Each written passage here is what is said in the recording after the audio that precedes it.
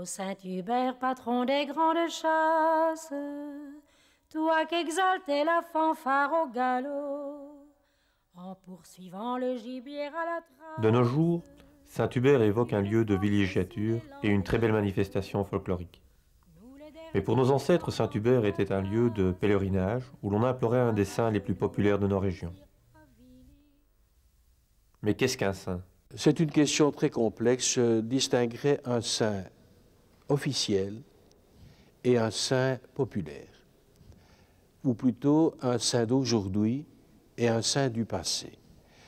Actuellement, pour être saint, il y a une procédure officielle de l'Église qui existe pratiquement depuis le XIe, XIIe siècle et qui s'est développée petit à petit et qui est devenue maintenant extrêmement rigoureuse. Il y a une enquête au niveau du diocèse et une enquête et une décision au niveau de Rome.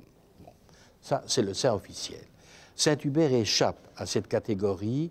Hein, on le mettrait maintenant dans un saint, dans la classe des saints dits populaires.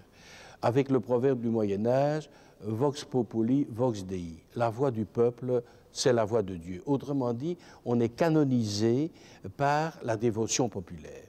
Ce sera le cas de Saint-Hubert. Ce qui ne veut pas dire, comprenons-nous bien, que ce n'est pas un saint d'Église. C'est un saint qui a été adopté par l'Église, mais après une tradition populaire qui a fondé et développé le culte, en quelque sorte. Je crois que ça rend compte assez de l'élément de dévotion, de culte spontané, que l'Église alors va veiller à canaliser et à remettre dans des limites, parce qu'il y a évidemment toujours des dérives possibles.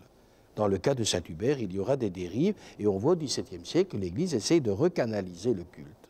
Saint-Hubert a été le successeur de Saint-Lambert, ça c'est très sûr. Saint-Lambert était évêque de Maastricht, le siège épiscopal était à Maastricht. Il a été tué à Liège au cours d'une sorte de règlement de compte politique, mais on en a fait il est devenu un saint martyr. Il a été enterré à Maastricht et Saint-Hubert a fait ramener son corps à Liège en transférant en même temps l'évêché de Maastricht à Liège.